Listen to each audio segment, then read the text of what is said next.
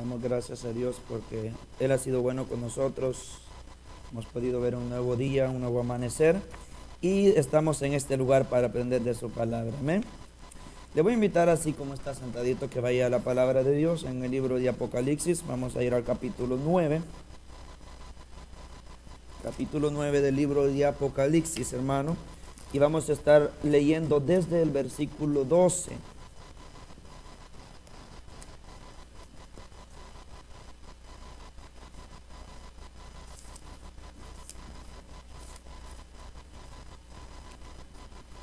Apocalipsis capítulo 9 y versículo 12 en adelante.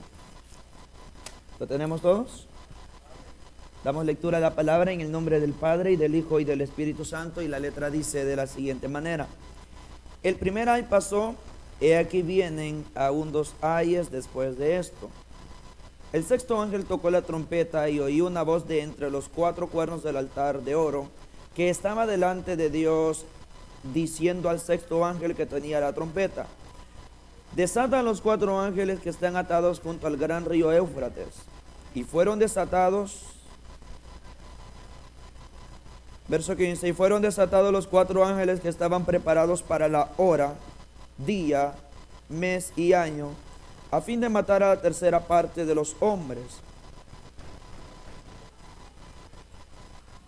Gloria a Dios. Vamos a continuar. Y el número de los ejércitos de los jinetes eran 200 millones. Yo oí su número. Así vi en visión los caballos y a sus jinetes, los cuales tenían corazas de fuego, de zafiro y de azufre. Y las cabezas de los caballos eran como cabezas de leones, y de su boca salía fuego, humo y azufre. Por estas plagas, o por estas 3 plagas, fue muerta la tercera parte de los hombres, por el fuego, el humo y el azufre que salía de su boca. Pues el poder de los caballos estaba en su boca y en sus colas, porque sus colas, semejantes a serpientes, tenían cabezas, y con ellas dañaban. Y los otros hombres que no fueron muertos con estas plagas, ni aun así se arrepintieron de las obras de sus manos, ni dejaron de adorar a los demonios y a las imágenes de oro, de plata, de bronce, de piedra y de madera, los cuales no pueden ver, ni oír, ni andar, y no se arrepintieron de sus homicidios, ni de sus hechicerías, ni de su fornicación, ni de sus hurtos. Amén. Gloria a Dios. Ya el hermano había orado por la enseñanza únicamente. Les pido, hermano, encarecidamente que ponga atención, que no se esté distrayendo, que no esté platicando. Es un momento de enseñanza, y recuerde que todos estamos en silencio y cualquier ruidito nos va a desconcentrar. Amén.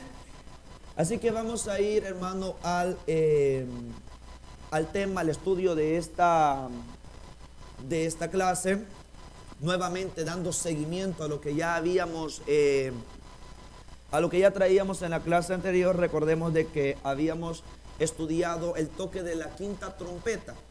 Amén. Donde estuvimos analizando que para entrar ya a este estudio, que para entrar ya al estudio de la quinta y la sexta trompeta, teníamos que usar otro método de interpretación. Recordemos que en las primeras 4 trompetas estuvimos analizando por qué considerábamos necesario interpretar literalmente esos pasajes, esos juicios que caerán sobre la humanidad. Sin embargo, ya con el toque de la quinta trompeta y la sexta trompeta, el texto nos exigía una interpretación diferente. Amén. En el que tendríamos que interpretar tanto literal como simbólicamente, según el contexto inmediato nos requiriera que hiciésemos. Estuvimos analizando en la quinta trompeta cómo es de que la Biblia dice que se le dio a un ángel la llave del pozo del abismo, ¿cierto? ¿Están aquí? La llave del pozo del abismo, y se le dio la autoridad para que pudiese abrir el pozo del abismo, y de ahí salió, dice, salió humo de ese pozo que cubrió el cielo, oscureció el sol y el aire, Y luego de eso, de ese humo, descendieron langostas. Amén. Estuvimos analizando la naturaleza de este juicio y llegamos a la conclusión que no eran langostas naturales tal cual nosotros la conocemos, sino que eran langostas de naturaleza demoníaca. Amén. No vamos a meternos en ese punto porque ya lo estuvimos analizando en la clase anterior. Ahora bien, ahora vamos a analizar lo que es la sexta trompeta, y de igual forma como la quinta trompeta vamos a tener que estar analizando e interpretando este juicio de la misma forma, tanto simbólica como literalmente, como el texto nos exija que nosotros lo hagamos. Amén, amado hermano. Ahora bien, empezamos en el verso 12 y dice el verso 12: el primer ay pasó, he aquí vienen aún dos ayes después de esto. Si usted se recuerda, allá por en el capítulo 8 y al final del capítulo 8, específicamente en el versículo 13, luego que concluye el toque de las primeras 4 trompetas, dice que Juan ve a volar a un ángel. Amén. Ve volar a un ángel, el cual traía un mensaje nada alentador para los que moraban sobre la tierra. Dice que escuchó que este ángel decía: ay, ay, ay de los que moran en la tierra. Amén. Y como explicábamos en su momento, ese ay que está sin H no significa un ay de haber, sino un ay de lamento, de quejido. Amén. Porcos que anuncian cosas dolorosas, terribles, que podría ser que ya sucedieron o que están a punto de suceder. En este caso, cosas que estaban a punto de suceder. Amén. Y especifica que él escuchó que el ángel dijo: ay, ay, ay de los que moran en la tierra, a causa de los otros toques de trompeta que están por sonar los otros 3 ángeles. Amén. Es decir que este primer ay fue en relación a la quinta trompeta. Amén. Entonces, al finalizar el juicio de la quinta trompeta, pues lógicamente el primer ay había pasado, tal cual lo podemos leer acá en el versículo 2. Dice: el primer ay pasó. Amén. Y estuvimos analizando lo terrible que fue el juicio de la quinta trompeta, donde durante 5 meses los hombres que no tenían el sello de Dios en sus frentes fueron torturados, fueron atormentados durante 5 meses por estos demonios, amén, que son sueltos sobre toda la tierra. Amén. En estos 5 meses no hubo muerte. Los hombres dicen que acá buscaban la muerte desesperada, mas la muerte huía de ellos. Amén.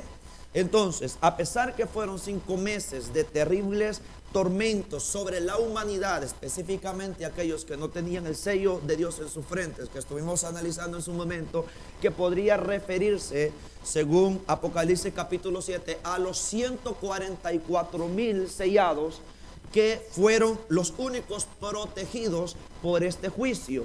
Amén. A pesar de la severidad de este juicio, las personas o los habitantes de la tierra durante 5 meses no experimentaron la muerte. El juicio solamente traía como fin atormentar, mas no matar a la población. Amén. Ahora, esta sexta trompeta, o el juicio que trae la sexta trompeta, será la que causará la muerte de la tercera parte de los habitantes. Y eso lo vamos a estar analizando en su momento. Amén. El primer ay pasó. Dice: he aquí vienen aún 2 ayes después de esto. Nos anuncia que este periodo de incremento en cuanto a la severidad de los juicios de Dios aún no habían terminado. Al contrario, faltaba todavía 2 juicios en los cuales se anuncian cosas terribles, o al menos se está insinuando que vienen cosas terribles sobre la humanidad en ese tiempo presente. Amén, amado hermano. Ahora bien, el verso 13 dice: el sexto ángel tocó la trompeta y oí de entre los 4 cuernos del altar de oro que estaban delante de Dios diciendo al sexto ángel que tenía la trompeta: desata a los 4 ángeles que están atados junto al gran río Éufrates. Lo primero es de que acá se dice que cuando el sexto ángel toca la trompeta, Juan escucha una voz de entre los 4 cuernos del altar de oro. Vamos a leer acá. Dice: en el tabernáculo y en el templo de Israel, el altar de oro era el altar del incienso, el cual era la representación de las oraciones del pueblo de Dios. Los 4 cuernos del altar de oro estaban en cada esquina. Sangre de expiación era aplicada en los cuernos. Desde estos cuernos Juan escuchó una voz. Amén. Con esto Juan vuelve a hacer el llamado de un asunto persistente. Las oraciones del pueblo de Dios juegan un papel importante en el periodo de la gran tribulación. Amén. Entonces lo que Juan ve acá, dice él que ve en el verso 13, escucha una voz que viene de entre los 4 cuernos del altar de oro. ¿A qué altar se estaba refiriendo? Cuando nosotros vamos al Antiguo Testamento y tomando en cuenta que el que está viendo la visión es un judío que había crecido en el judaísmo, valga la redundancia, y que tenía todo el conocimiento de lo que se hacía ahí, amén, de los escritos del Antiguo Testamento, entonces es fácil comprender que se tiene que presentarse algo del cual él conozca perfectamente. Amén. Entonces él ve una voz que sale de los 4 cuernos del altar de oro. Amén. Entonces en el Antiguo Testamento el único altar de oro que estaba tanto en el tabernáculo, antes que se formase el templo, antes que se edificase el templo de Dios, como también en el mismo templo cuando se edifica, el único altar de oro era el altar del incienso. ¿Qué era el altar del incienso? El altar del incienso era donde el sacerdote presentaba las oraciones del pueblo ante Dios para que fuesen escuchadas. ¿Está entendiendo? Ahora, en este altar habrían 4 cuernos que estaban situados en las 4 esquinas del altar. Ahora, es de ahí, de esos cuernos del altar, es donde Juan escucha que sale esta voz. Ahora, en estos cuernos del altar era donde se rociaba la sangre de la expiación, donde el sacerdote rociaba la sangre de la expiación de los sacrificios que hacía como una forma de ofrenda para poder elevar esas oraciones que venían del pueblo y que llegaran hacia la presencia de Dios. Ahora bien, el que Juan escuchara esta voz que salía específicamente de los cuernos del altar, que estaban en el altar de oro, de los 4 cuernos que estaban del altar de oro, que refleja el altar del incienso, nos está indicando una cosa. Al referirse al altar del incienso, que tiene que ver con relación a las oraciones, nos está insinuando que las oraciones del pueblo de Dios juegan un papel importante en el periodo de la gran tribulación. Que las oraciones del pueblo de Dios siguen teniendo un papel importante en este tiempo, en este periodo de la gran tribulación, porque se menciona ese altar. De lo contrario, carecería de sentido entonces que se mencionase el altar del incienso si no tuviese que ver o nos quisiese transmitir una idea en relación a la importancia que tendrá las oraciones de los santos en este periodo de la tribulación. ¿Está entendiendo? Amén. Ahora bien, con esto no se pretende insinuar que esta voz que sale de los 4 cuernos del altar sean las oraciones de los santos. Claramente nos está indicando acá, o podemos sobreentender que esta voz de la cual se habla acá es la voz de Jesucristo o es la voz de Dios. Amén. No se está tratando de insinuar que la voz que sale de acá, de los cuernos del altar, sean las oraciones de los santos. Pero el incienso o el altar del incienso nos lleva a relacionarlo con las oraciones de los santos en el sentido que los juicios divinos de alguna manera vienen en respuesta a tales oraciones. ¿Está entendiendo? Con esto no estamos indicando que la voz que Juan escucha, que sale de los 4 cuernos del altar, que da la orden al ángel para que desate a los 4 ángeles que están atados junto al gran río Éufrates, no significa que esta voz sean las oraciones de los santos, sino que al tratarse del altar del incienso nos lleva a relacionarlo a las oraciones de los santos, en el sentido que los juicios divinos de alguna manera vienen en respuesta a tales oraciones. Y eso lo podemos corroborar en Apocalipsis capítulo 6 versículo 10. Cuando se abre el quinto sello, dice que Juan ve las almas que estaban bajo el altar, y estas almas clamaban a Dios diciendo: ¿hasta cuándo, Señor santo y justo, no vengas la sangre de los que moran, de tus mártires, sobre de los que moran en la tierra? Si gusta, vamos a leerlo para que lo veamos claramente. Dice acá, capítulo 6, versículo 10 de Apocalipsis: estas almas clamaban a gran voz diciendo: ¿hasta cuándo, Señor santo y verdadero, no juzgas y venga nuestra sangre en los que moran en la tierra? Amén. Estos habían venido de la gran tribulación. Esos son los que habían sido mártires de la gran tribulación. En el capítulo 7 de Apocalipsis vemos otra gran multitud que Juan claramente se le dice a través de un anciano, de los 24 ancianos. Uno de estos ancianos le dice que esta gran multitud había salido de la gran tribulación. Ahora, no estoy diciendo que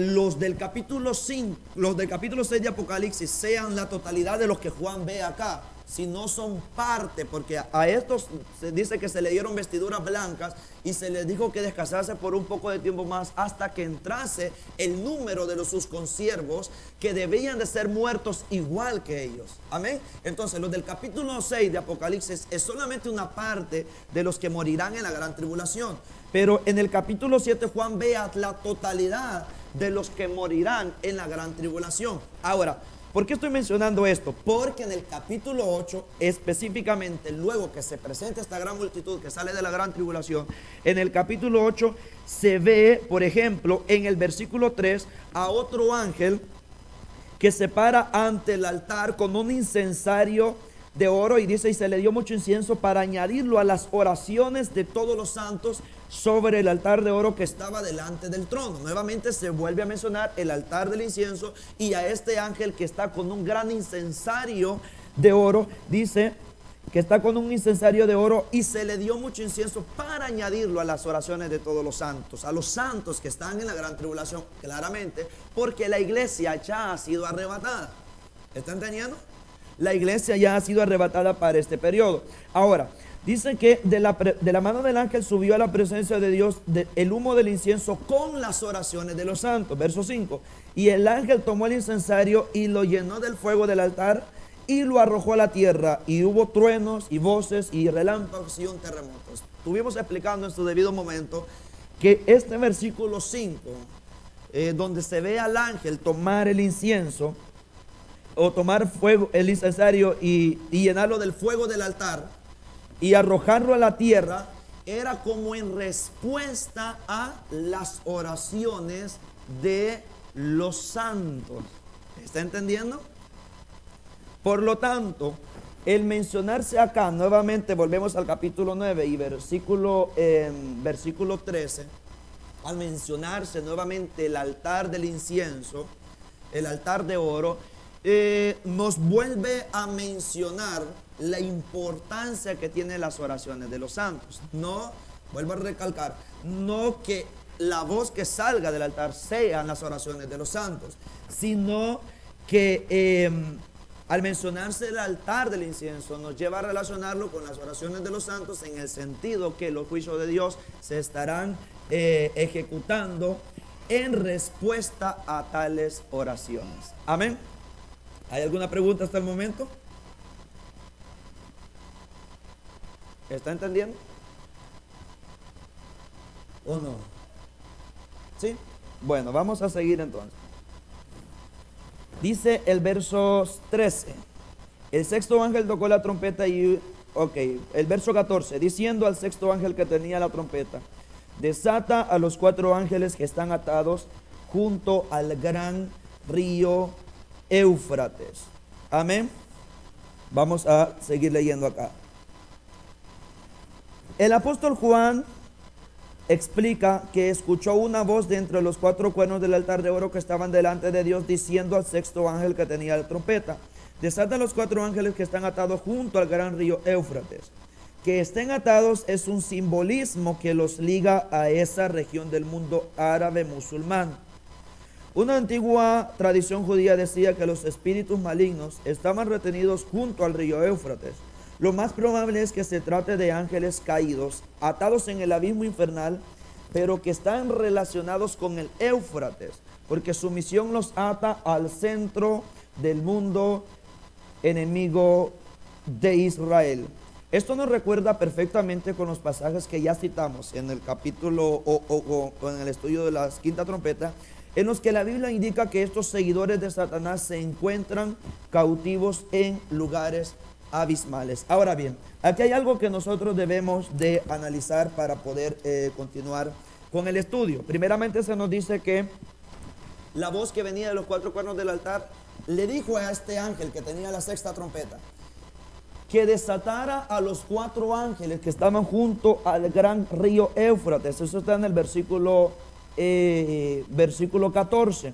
Desata a los 4 ángeles que están atados junto al gran río Éufrates. Ahora bien, sabemos que el río Éufrates, como bien lo dice la palabra, no hay que buscar la interpretación, es un río claramente, pero un río de mucha influencia y de mucha importancia en la historia bíblica. Amén. Ahora, el que estos ángeles estén atados, o que diga acá que están atados junto al gran río Éufrates, no significa necesariamente que estos ángeles estén encadenados o atados literalmente en esta parte geográfica, sino que esto pudiese ser un simbolismo que los está ligando a esta zona específica. Porque recordemos que con la apertura del 5.º sello, se dice que se le da a este ángel la llave del pozo del abismo, y que abre el pozo del abismo, y que de este pozo del abismo salen muchos demonios en forma de langostas. Amén. Entonces, hay varios pasajes en la Biblia que nos presenta el pozo del abismo como la cárcel donde están estos demonios encarcelados, valga la redundancia. Por ejemplo, en la clase anterior estuvimos analizando al menos 2 pasajes o 3 pasajes donde nos referían con respecto a esto. Por ejemplo, le voy a pedir a alguien que me pueda leer 2 de Pedro capítulo 2 versículo 4, y otra persona que pueda buscar Judas versículo 6. Luego alguien que pueda buscar Lucas capítulo 8 versículo 31. Segunda de Pedro capítulo, vamos a ver, capítulo 2 verso 4, Judas versículo 6 y Lucas 8 31. ¿Alguien tiene segunda de Pedro 2 4?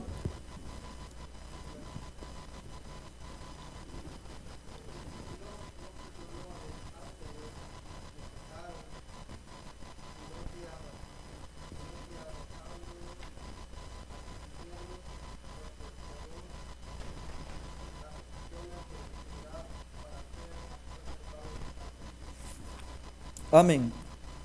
Versículo 6 de Judas. ¿Alguien lo tiene? ¿Quién dijo amén? O diga, hermano Henry.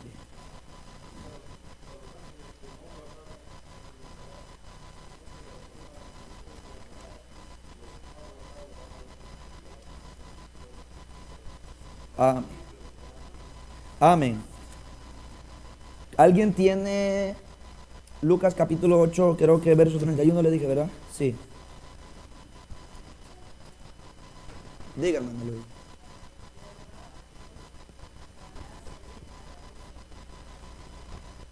Amén, gracias. Entonces, ¿qué nos está diciendo ahí? Primeramente, en los 2 pasajes que leían al principio, habla que Dios tenía a cierta parte de ángeles encarcelados. Amén. En prisiones de oscuridad, en prisiones eternas, estaban, y dice claramente, reservados para el día del juicio, o para el día del gran día, o para el gran día. Amén. Ahora, En Lucas capítulo 8, verso 31, todos conocemos esa historia, la historia del endemoniado gadareno, donde cuando Jesús va a expulsar el demonio, o los demonios del endemoniado, ellos le ruegan a Jesús que no los mandase al abismo. Amén. Es decir, al lugar donde están apresados cierta cantidad de demonios. Amén. Por lo tanto, a la luz de la palabra nos muestra el abismo como el lugar donde están aprisionados cierta cantidad de demonios. Por lo tanto, lo que nos habla acá en el versículo 13 o versículo 14 del capítulo 9 de Apocalipsis, al decirnos que estos ángeles estaban atados junto al gran río Éufrates, podríamos tomarlo como un simbolismo, no que literalmente estén atados en este río, sino que más o menos sea como un simbolismo que nos hable que están ligados a esta cierta región geográfica. Vamos a estarlo analizando por qué es que pensamos de esta manera. Y es de que lo más probable es que se trate de ángeles caídos atados en el abismo infernal, pero que están relacionados con el Éufrates porque su misión los ata al centro del mundo enemigo de Israel. Por eso a lo mejor diga que desate a estos ángeles que están atados junto al gran río Éufrates, porque la misión que estos ángeles traen, que claramente nos muestra que son demonios, está ligada a esta parte geográfica del mundo que tradicionalmente ha sido una área geográfica que pertenece a los enemigos de Israel, es decir, los habitantes que viven en esta área, en esta parte, son o han sido tradicionalmente enemigos del pueblo de Israel. Amén. Esto concuerda perfectamente con los pasajes que ya citamos, lo que ustedes acaban de leer, en lo que la Biblia indica que estos seguidores de Satanás se encuentran cautivos en lugares abismales. Otros, en cambio, están sueltos y actúan hoy bajo la maligna manipulación de su jefe, el diablo, para intranquilizar a la creación. Tres cosas aprendemos aquí acerca de los ángeles que cayeron con Satanás. Según las enseñanzas bíblicas, estos podrían estar divididos en dos grupos principales, unos activos y otros cautivos. Eso es lo que nos presenta la palabra con respecto a estos ángeles que cayeron juntamente con Satanás. Primeramente, los ángeles caídos activos son los que se conocen en la Biblia y en el mundo de hoy como demonios, los cuales no asumen, sino solo poseen cuerpos para realizar su misión de maldad e inmundicia. Eso es lo que la palabra de Dios nos presenta como demonios, y es lo que nosotros hasta el día de hoy conocemos como demonios, que son el grupo de ángeles caídos que están activos, pero que no forman parte de los que fueron encarcelados, sino que son aquellos que están como una escolta o como servidores de Satanás para intranquilizar a la creación. Amén. Estos espíritus no poseen cuerpos, sino solamente asumen cuerpos cuando van a cumplir una misión específica, claramente relacionada o en pro de lo que Satanás le está ordenando. Amén. ¿Está entendiendo? Ahora, los ángeles caídos, en cambio, los ángeles caídos, en cambio, están reservados para el día del juicio, cuando salgan de su cautiverio y asuman cuerpos y formas extrañas para hacer mal a los hombres en la tribulación, como las langostas y los guerreros de estas visiones. No obstante, al final de todo, todos sirven para la misma causa de terror y destrucción. Encontramos este segundo grupo de ángeles caídos. Amén. Los que están cautivos y están reservados para el día del juicio. Estos ángeles solamente saldrán para ejecutar los juicios de Dios, pero de igual forma esto no significa que sean ángeles buenos, sino que Dios se usa de ellos para llevar a cabo sus propósitos, es decir, enjuiciar a esta humanidad durante este periodo de la tribulación. Amén. Estos asumirán cuerpos y formas extrañas para hacer mal. Eso lo podemos ver desde el verso 1 del capítulo 9, cuando traen forma toman forma de langostas, ¿verdad? Pero no son langostas literales, langostas naturales como las conocemos, sino que las características como se presentan es unas características, aunque si bien es cierto, físicas, corporales, que nosotros podemos presenciar o que nosotros conocemos, pero serán manifestaciones muy extrañas porque trae una combinación la cual juntos nosotros nunca lo hemos podido observar en ninguna criatura o en ninguna figura que nosotros hayamos visto en esta tierra, porque estos traen dientes de león, cara de hombre, pelo de mujer y características extrañas, pero corporales. ¿Amén? ¿Me está entendiendo? Entonces estos toman forma extraña para poder castigar a la humanidad. De igual forma es los que van a aparecer con el juicio de la sexta trompeta, lo que estamos analizando. El ejército de 2 millones que aparece más adelante también muestra características extrañas, aunque de igual forma corporales, pero extrañas a nuestra percepción. ¿Está entendiendo, hermano? Dice, punto número 3. También aprendemos en esta visión que aún en este estado de degradación y cautiverio, los ángeles caídos siempre mantienen un orden de mando y se dividen en jerarquías.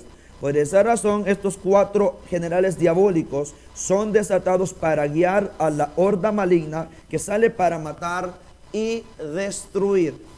A pesar de todo esto, tanto los ángeles tanto los demonios que están activos, como los que están cautivos, mantienen el mismo orden jerárquico, es decir, se rigen por un orden jerárquico, están bien organizados.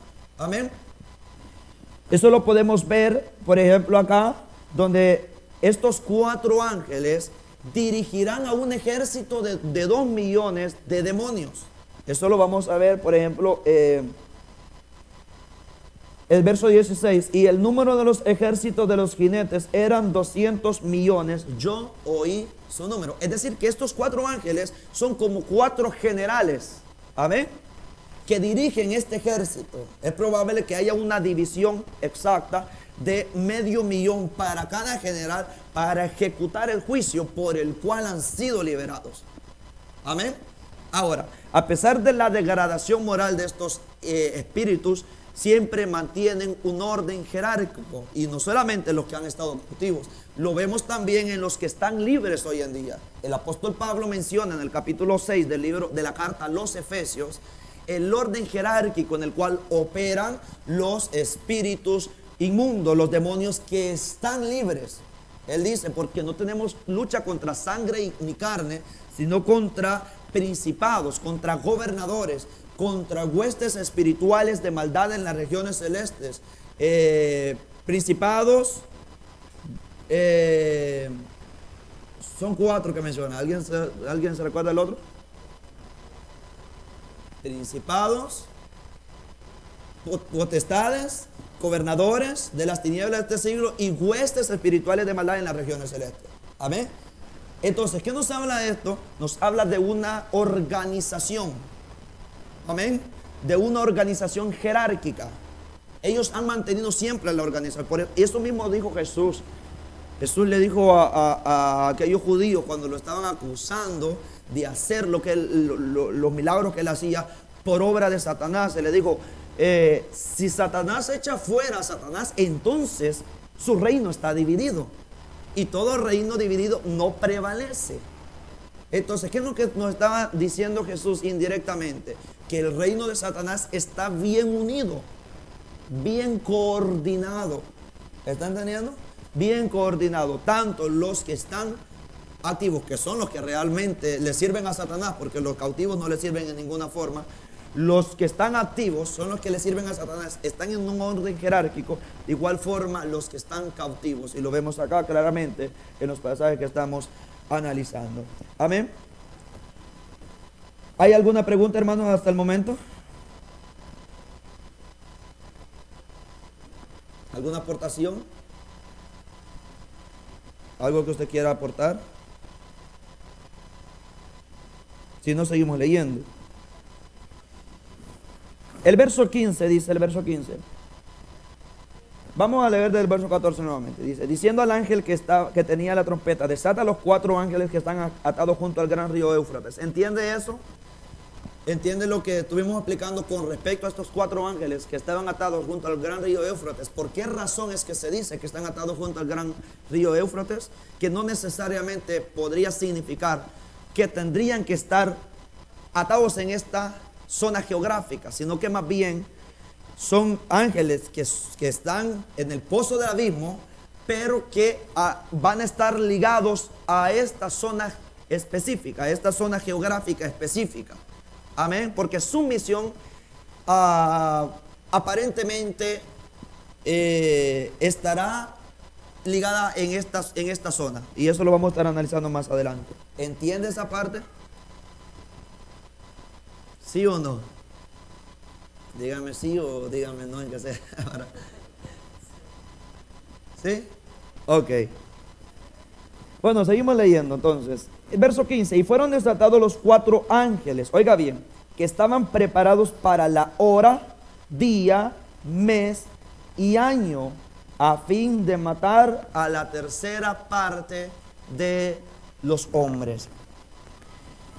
Ahora, la plaga de la sexta trompeta tiene un momento y un propósito. Esto es lo que nos dice ese texto.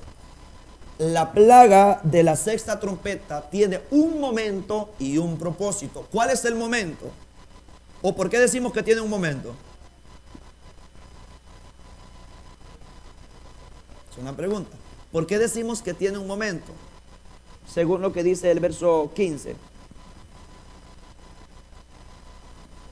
La plaga de la sexta trompeta tiene un momento y un propósito. ¿Por qué decimos que tiene un momento?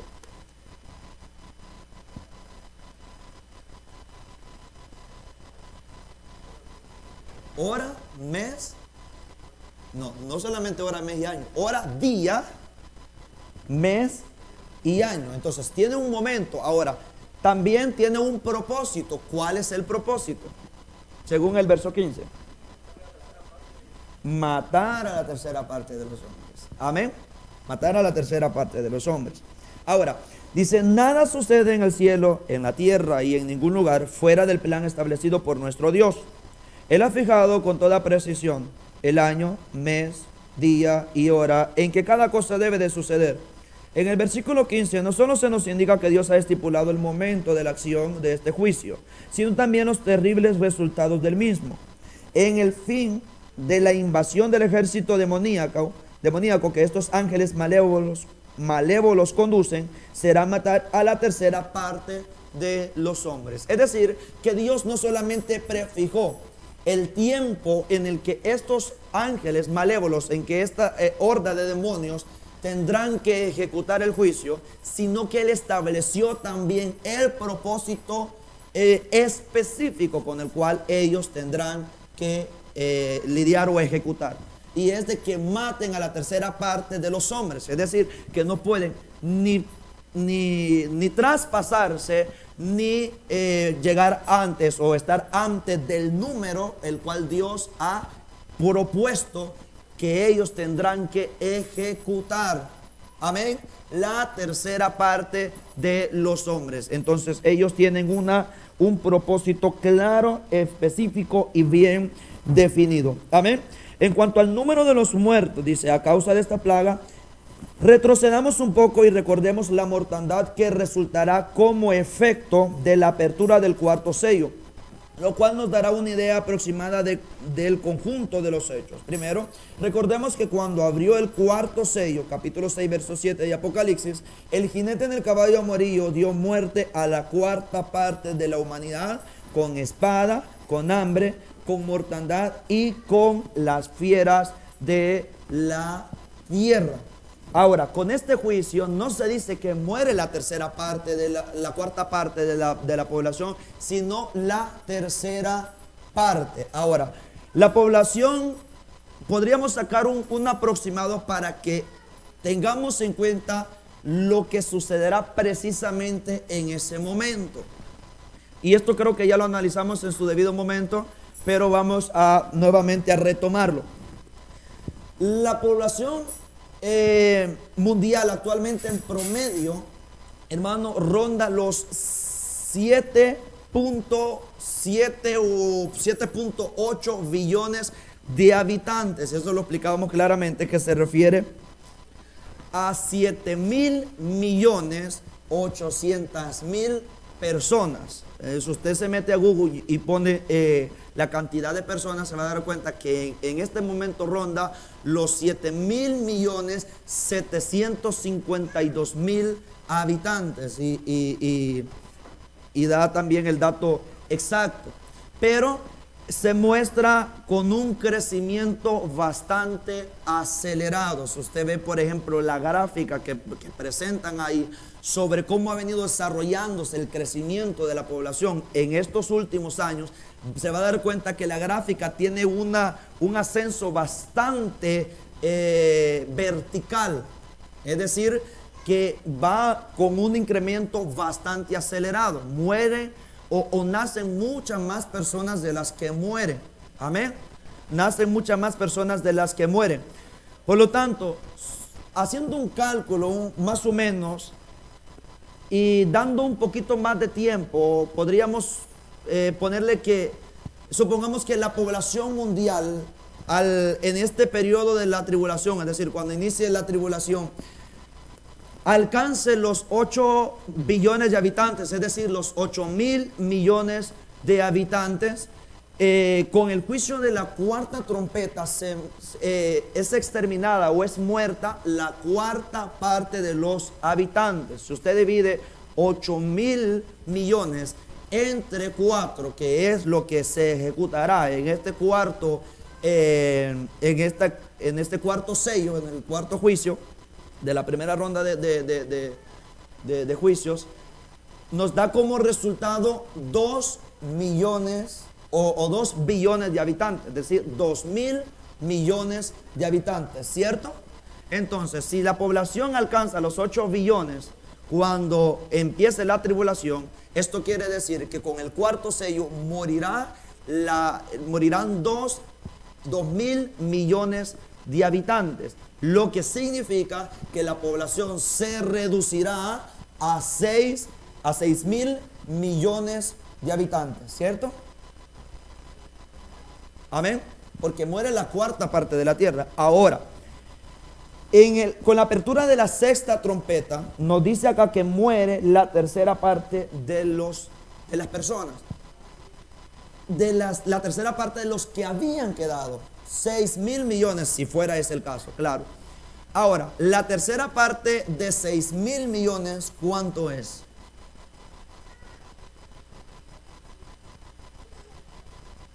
No. 2.000 millones. Amén. Es decir, que muere otros 2.000 millones con esta plaga. Amén. Lo que vuelve a reducir a la humanidad a 4.000 millones de habitantes. Lo que significa que para este periodo de la gran tribulación, cuando termine el juicio de la sexta trompeta, la humanidad quedará reducida a la mitad de su población con la cual se inició el periodo de la gran tribulación. ¿Está entendiendo? Los números se cuentan rápido, pero cuando se habla de personas y sobre todo de muertes, esto es algo que no cabe en nuestra imaginación. Amén. ¿Qué sucederá en la humanidad, hermano? ¿Cómo se lidiará o cómo se tratará pues usemos esa palabra, lidiar con esa cantidad exorbitante de muertes? Amén. Obviamente no habrá espacio para sepultar a tantos millones de habitantes. Y si tomamos en consideración que no es un tiempo de paz, es un tiempo de angustia. Amén. Los muertos estarán regados por las calles, por toda la tierra. Amén. Eso sin contar todos aquellos que mueran a causa de las otras plagas.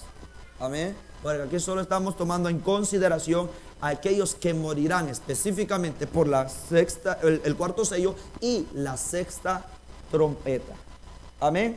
Sea cual sea la población mundial, lo que nos habla acá es de que para este periodo la mitad de la población mundial será muerta y solamente será reducida a la mitad de la población. Amén. ¿Hay alguna pregunta al respecto o alguna aportación? Ese reloj no sirve, pastor. Vamos a poner acá porque ya estaba con... Van a ser las 4 ahí. Amén. ¿Hay alguna aportación al respecto? ¿No? ¿Algún comentario? ¿Alguna pregunta? Ok, seguimos entonces. Si nadie tiene alguna aportación, entonces continuamos. Versículo 16. Y el número de los ejércitos de los jinetes eran 200 millones. Dice Juan, yo oí su número. Amén. Yo oí su número. Yo oí su número. Con las declaraciones del versículo 15, el apóstol nos indica que los integrantes del ejército puesto en acción por los 4 ángeles que estaban atados junto al gran río Éufrates eran 200 millones. Como una nota adicional y aclaratoria, Juan pareciera comentar que, aunque él personalmente no contó a estos elementos satánicos uno a uno, el número de ellos le fue corroborado. Amén.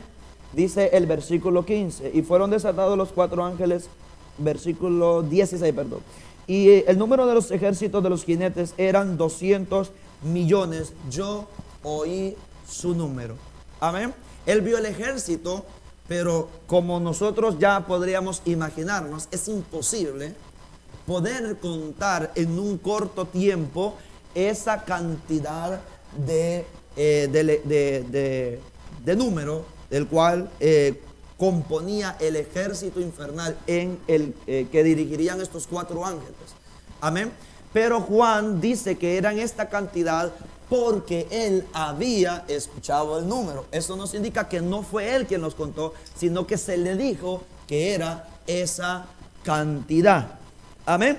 Que era esa cantidad. Ahora, el versículo 17 nos sigue diciendo: así vi en visión los caballos y a sus jinetes, los cuales tenían corazas de fuego, de zafiro y de azufre, y las cabezas de los caballos eran como cabezas de leones, y de su boca salía fuego, humo y azufre.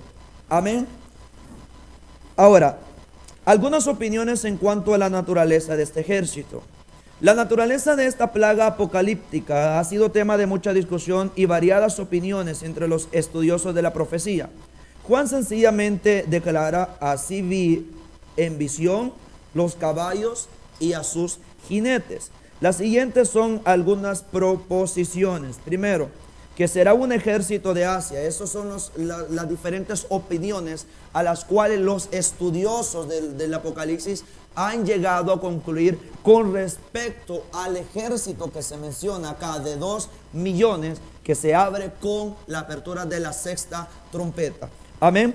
Ha traído varias discusiones y diferentes puntos de vista. Uno de estos puntos de vista es que algunos afirman que será un ejército de Asia, es decir, del continente asiático. Amén.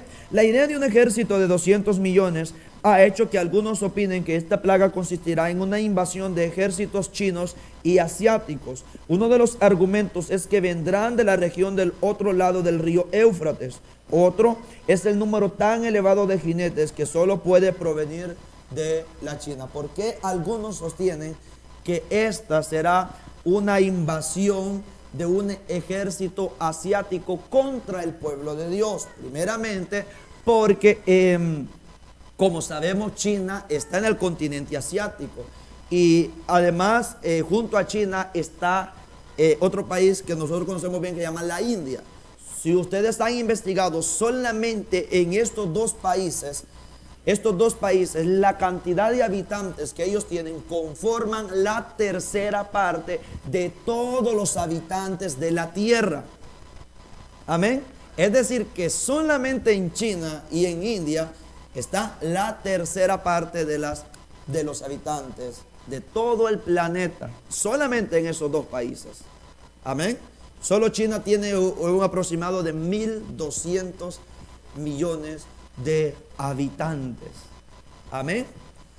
Y la India, que es el segundo país, creo, con más habitantes, no estoy seguro cuál es el número, pero estos dos juntos forman la tercera parte de los habitantes de la tierra.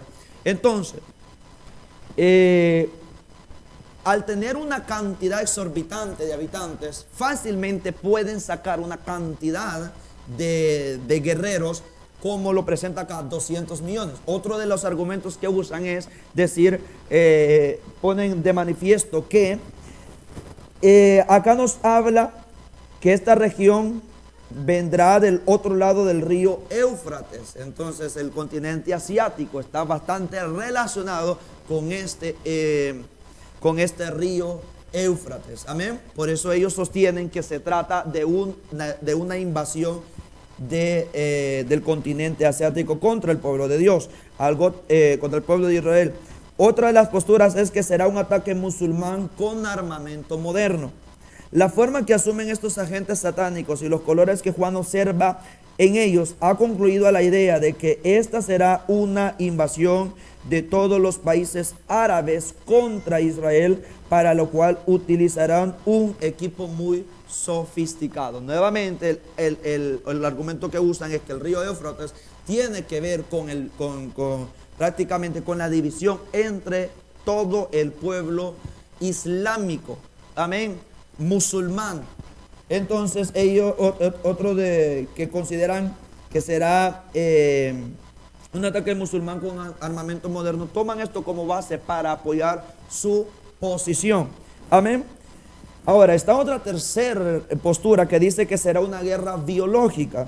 Los últimos ataques con productos químicos y bacteriológicos en los países del Oriente Medio han hecho que algunos crean que los enemigos de Israel utilizarán armas químicas contra el pueblo de Dios y sus aliados. Un ejemplo de esto podría hallarse en la cruel y genocida operación desplegada por el gobernante de Irak, Saddam Hussein, quien masacró a una tribu kurdas con elementos mortíferos químicos y biológicos a finales del siglo XX. Sin embargo, ninguna de estas tres opiniones parece ajustarse al sentido natural del texto bíblico. Amén. Entonces, predomina la idea de que será un ejército demoníaco. Amén. Lo más apegado al texto es de que este ejército no tiene que ver con ninguna invasión de personas o de los enemigos del pueblo de Dios. Pudiese ser del continente asiático, pudiese ser del movimiento islámico, pudiese ser de una guerra biológica con armamento químico y con armamento bacteriológico, sino que el texto nos hace a nosotros inclinarnos a que este ejército será de naturaleza demoníaca. Ahora vamos a explicar las razones por las cuales sostenemos esto. Existen poderosas razones para pensar que estos agentes de terror y muerte serán seres sobrenaturales, pero que se materializarán para cumplir su misión. Juan vio los caballos y sus jinetes, los cuales tenían corazas de fuego, de zafiro y de azufre. Y las cabezas de los caballos eran como cabezas de leones, y de su boca salían fuego. Dice, y de su boca salía fuego, humo y azufre. Se deben destacar los puntos siguientes para poder emitir una opinión sensata acerca de esta plaga infernal. Primeramente, su extraña apariencia. Eso es lo primero que debemos de tomar en cuenta para poder emitir una opinión sensata acerca de este juicio. Primero, su extraña apariencia. Esto nos lleva a pensar que no es un ejército de personas, sino un ejército de demonios. Las imágenes descritas por Juan no parecen sugerir aparatos mecánicos o electrónicos. No parecen equipos motorizados disparando gases o elementos atómicos. La forma en que él los presenta es tan extraña y el número de agentes tan elevado que no puede admitir la teoría de un ataque armado. ¿Dónde podría operar una aviación de 2 millones de unidades? Esto es en referencia a aquellos que sostienen que esto será un ataque armado con armas modernas. Amén. Sobre las que hoy se conocen, que tienen los ejércitos de las potencias mundiales. Amén. Entonces es imposible pensar de que podría tratarse de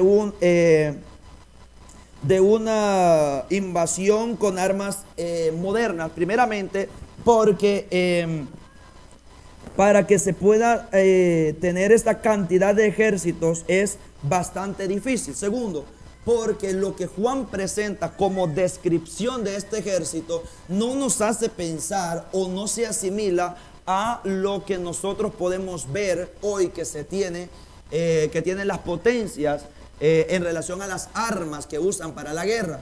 Amén. Podríamos pensar, bueno, Juan no estaba en nuestro tiempo y él no conocía estas armas, entonces al ver estas armas él las pudo interpretar como lo que él conocía. Amén.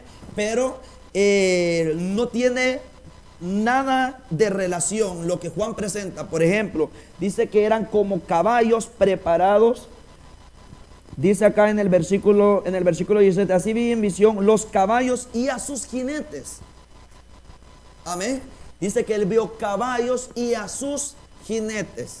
¿Está entendiendo? Entonces no tiene nada en relación a una posible guerra con armas modernas, porque Juan entonces hubiera descrito cosas extrañas, es decir, mencionar que eran cosas extrañas a lo que él conocía en ese tiempo. No sé si me estoy dando a entender. Amén. Seguimos leyendo. Número 2, la naturaleza de sus líderes. Es lo otro que debemos de tomar en cuenta para poder dar una opinión sensata sobre la idea de que esta es una plaga infernal.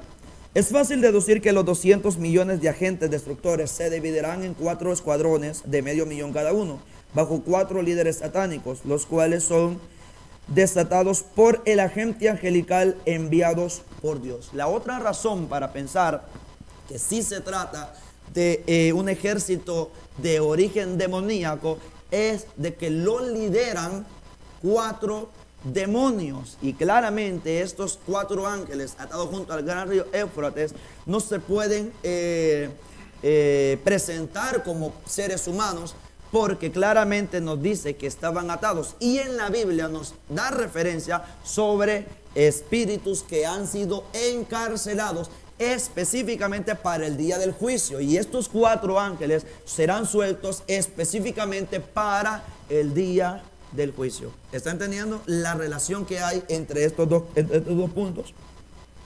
Ahora bien, tercer punto, su objetivo final. Es interesante observar que estos 200 millones de jinetes infernales solo aparezcan para matar a 1.500 millones de personas en el Medio Oriente y no se hable más de ello. Esto quizás sea la indicación de que volverán a su prisión en las regiones abismales y se quedarán allí hasta cuando sean lanzados con el diablo y los demás ángeles caídos al lago de fuego. Otro de los puntos a resaltar es su objetivo final. Solo aparecen para esta labor específica. Luego de ahí no se vuelven a mencionar. Lo más lógico es de que vuelvan a ser llevados de donde salieron, a las cárceles de donde salieron, para estar esperando únicamente ser lanzados juntamente con Satanás y los demás demonios que están sueltos al lago de fuego. Amén. Otro de los argumentos también importante a destacar, por lo que se cree que no será una invasión, primeramente porque las 3 posturas que hemos analizado con respecto a aquellos que creen que será una invasión de los enemigos del pueblo de Israel, dice que será contra el pueblo de Israel, ¿cierto? Contra el pueblo de Israel. Y si analizamos el texto, dice que el objetivo de esto es matar a la tercera parte de los hombres. Entonces yo no sé si usted encuentra la lógica. Primeramente, Israel no conforma la tercera parte de los hombres. Amén. Ese es el primer punto. Segundo, el pueblo de Israel, supongamos que fueran ellos, y aparte del pueblo de Israel hubiese otra persona más que compusieran esa tercera parte de los hombres. Esto nos indica que Israel sería exterminado. Amén. Pero la Biblia nos presenta al pueblo de Israel que está presente hasta que Cristo vuelva por su pueblo.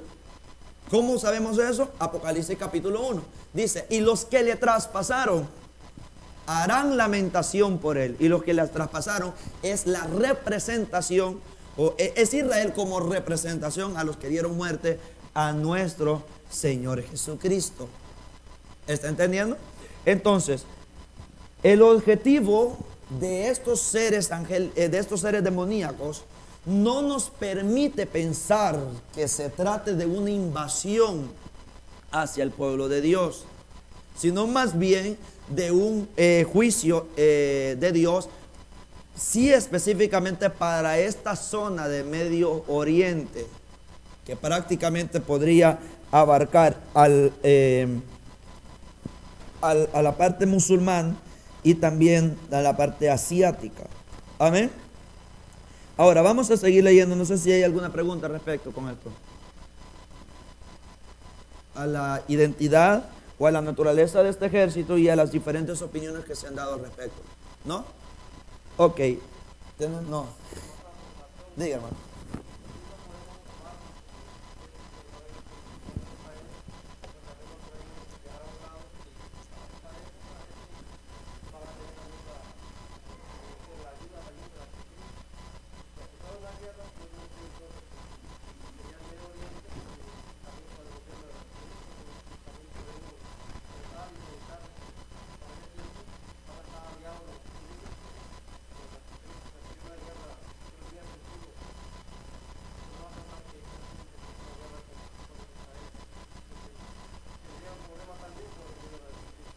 No más que específicamente para esta época donde ya se están desatando los juicios de las trompetas, ya tiene que ver con el segundo periodo de la gran tribulación, ¿verdad? El segundo periodo de la gran tribulación, donde según la profecía de Daniel de las 70 semanas, a la mitad de la semana es de que se rompe el pacto entre el pueblo de Israel y el anticristo, ¿verdad? Entonces prácticamente ya para esta época Israel está rebelado contra el anticristo, ¿verdad? Entonces solamente ese punto aclaratorio. Pero como le digo, lo que sí nos hace pensar que no se refiere a una invasión al pueblo de Dios es porque los argumentos que damos, la tercera parte será muerta y Israel no conforma la tercera parte de la población. Segundo, esto podría significar que Israel sería exterminado, cosa que no nos presenta esto. En Apocalipsis capítulo 12 dice que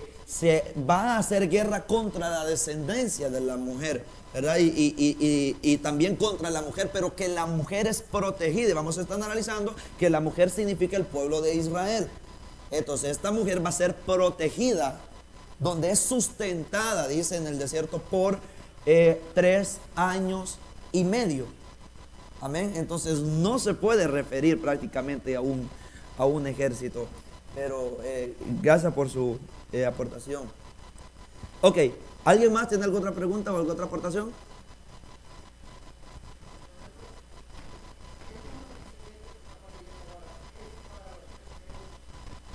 Últimos.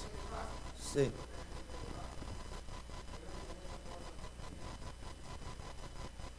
Porque es el día, como dijo Jesús, y habrá gran tribulación cuando nunca la ha habido desde que hay hombres sobre la tierra, ni la habrá. Entonces, con la quinta trompeta usted se recordará la tremenda tribulación que hubo durante 5 meses, pero muy anterior a esto también se dieron acontecimientos que ya formaban parte de la segunda semana de la tribulación. Amén. Vamos a seguir entonces para tratar de salir al tiempo. Vamos a seguir leyendo versículo 18 y versículo 19. Dice: por estas 3 plagas fue muerta la tercera parte de los hombres, por el fuego, el humo y el azufre que salía de su boca. Pues el poder de los caballos estaban en su boca y en sus colas, porque sus colas, semejantes a serpientes, tenían cabezas y con ellas dañaban. Amén.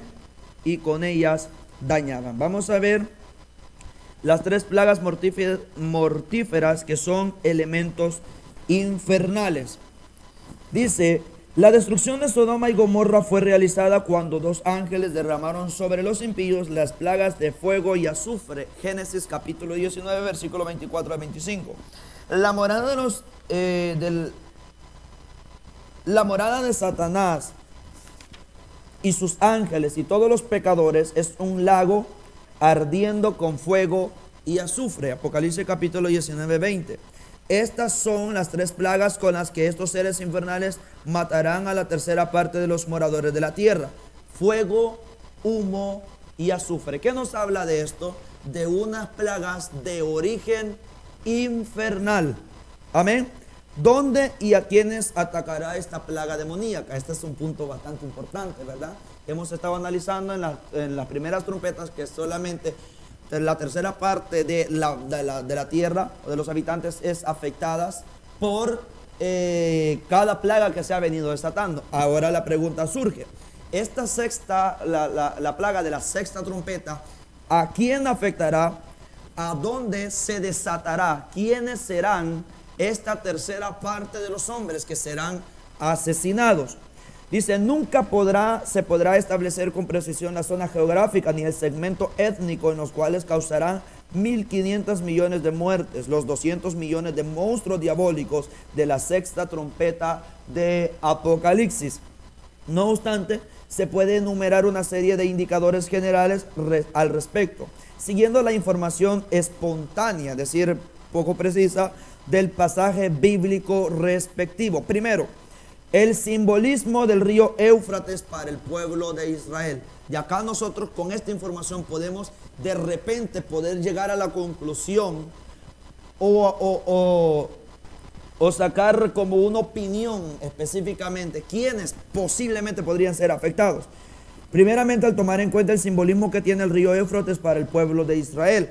Tradicionalmente, dice la frontera oriental del pueblo de Dios y también del Imperio Romano, el río Éufrates es un límite simbólico de las fuerzas del mal. La importancia de esta zona en la Biblia no debe de ser dejada a un lado. El jardín del Edén se encontraba en alguna parte de esta área. Eso lo dice Génesis, ¿verdad? Ahí comenzó el pecado de la humanidad. Ahí se cometió el primer asesinato. Ahí se llevó a cabo la primera guerra y ahí fue donde comenzó el diluvio y se extendió sobre toda la tierra. Ahí fue donde se erigió la torre de Babel. A esta zona fueron llevados los israelitas a sufrir la cautividad babilónica. Babilonia fue la fuente de idolatría y aquí tenemos la ola final del pecado que cubrirá la tierra durante el periodo de la gran tribulación. Entonces, si usted observa, por ejemplo, esta zona del gran río Éufrates tiene una gran importancia para el pueblo de Israel y también mucha información al respecto entona la palabra de Dios. Amén. Tradicionalmente es la frontera oriental del pueblo de Dios y también del Imperio Romano. Y el río Éufrates prácticamente es un límite simbólico de las fuerzas del mal y el pueblo de Israel, el pueblo escogido por Dios. Amén.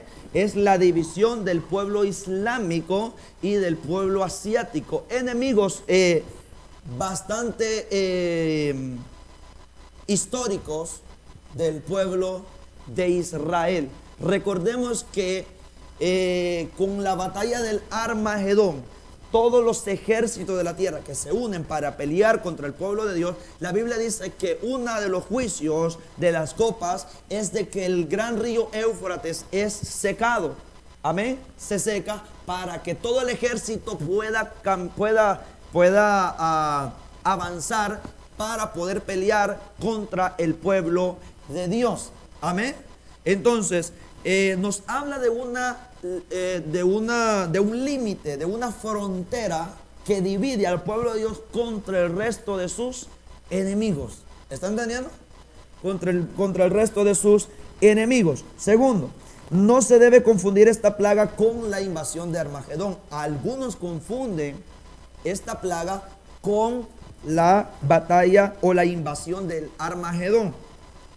Algunos confunden a este ejército de 2 millones de jinetes demoníacos de la sexta trompeta de 9:14 al 16 de Apocalipsis con la invasión de Palestina por los reyes del mundo para la batalla del Armagedón bajo la sexta copa del capítulo 16 verso 14 de Apocalipsis. Pero esto no puede ser así, porque en tanto que los sitios de la batalla del Armagedón será Palestina y Jerusalén y la invasión será militar, el campo de acción de este ejército demoníaco podrían ser los países de Oriente Medio, es decir, el mundo islámico, y los invasores pertenecientes a las legiones infernales. Amén. 3. Las dos mortandades tienen distintos propósitos, es decir, la de Armagedón y de la sexta trompeta. El objetivo de los invasores del Armagedón, de la sexta copa, será exterminar al pueblo de Israel, por lo que Jesús mismo los destruirá a ellos en defensa de su pueblo. En cambio, el propósito de la plaga demoníaca de la sexta trompeta será exterminar a un segmento humano de 1.500 millones, probablemente de enemigos de Israel y del cristianismo. El mundo islámico ya cuenta en sus dominios con una población de 1.500 millones de adeptos llamados musulmanes o sumisos, es decir, pertenecientes a la religión islámica. Nadie ignora que los musulmanes siempre han atacado al pueblo judío y que son enemigos de los cristianos. Que este segmento sea el blanco de los juicios de la sexta trompeta es solo una posibilidad, pero bastante aproximada. Amén. Entonces, ¿a quiénes y en dónde atacará esta sexta plaga? La realidad es que la ubicación exacta, la ubicación geográfica exacta no se puede asumir con precisión.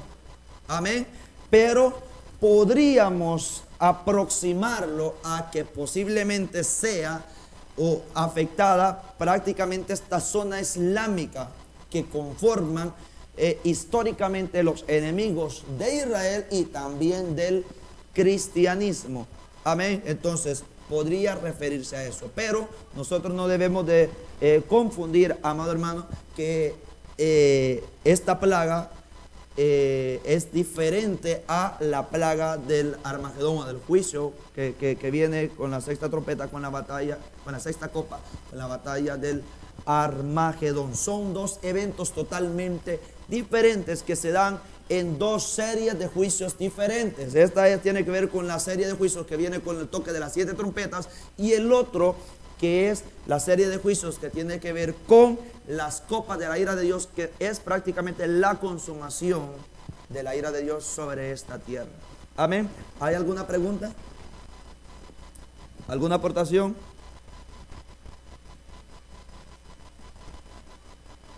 Nadie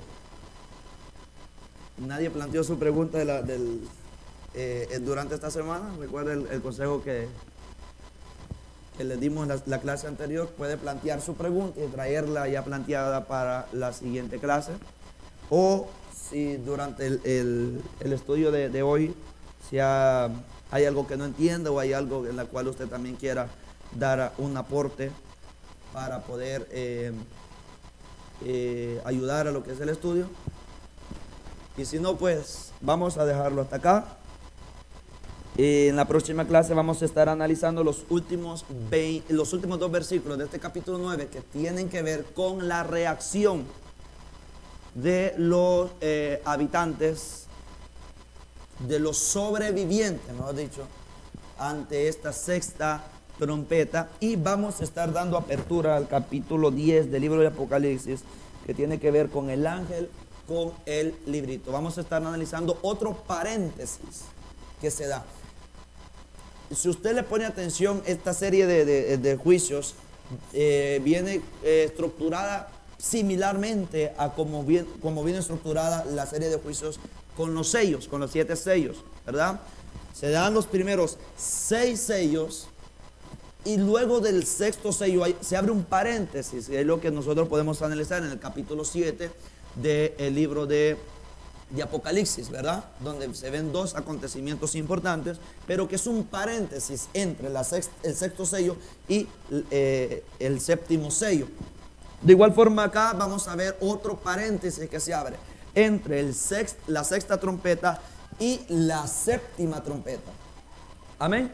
Y eso vamos a estar analizando con la ayuda de Dios en la siguiente clase. Amén. Así que si usted tiene el interés, pues lo esperamos en la siguiente clase, y de igual forma durante la semana usted puede estar analizando los pasajes que vamos a estar estudiando en la próxima clase. Amén. Última oportunidad. ¿Alguna pregunta que usted tenga? ¿Alguna aportación? ¿No? Nos ponemos en pie entonces. Vamos a concluir este estudio dándole gracias a Dios por habernos dado la oportunidad de haber explorado este tema. Amén. Vamos a cerrar nuestros ojos. Padre, te damos gracias infinitas en esta hora, Señor, ya de la tarde. Gracias porque nos has ayudado a poder concluir este tiempo, este estudio. Padre amado, para la gloria de tu nombre lo hemos hecho, Señor. Gracias por todos los hermanos que tomaron a bien el estar presente. Yo te ruego, Dios mío, que nos sigas animando a tener ese deseo de poder estudiar tu palabra, conocer más de tu palabra, de lo que tú nos has revelado, de lo que tú nos quieres hablar a través de ella, para edificación nuestra, Señor amado. En el nombre poderoso de Jesús, abre nuestro entendimiento. Con una mente sana, un corazón sano, nos acerquemos, amado Dios, ante tu presencia, ante tu palabra, para poder ser edificados con ella. En el nombre de Jesús, Señor, en tus manos ponemos el servicio de la una y de cada uno de los que estarán presentes en este servicio. En el nombre de Jesús, amén y amén. Que el Señor les bendiga grandemente.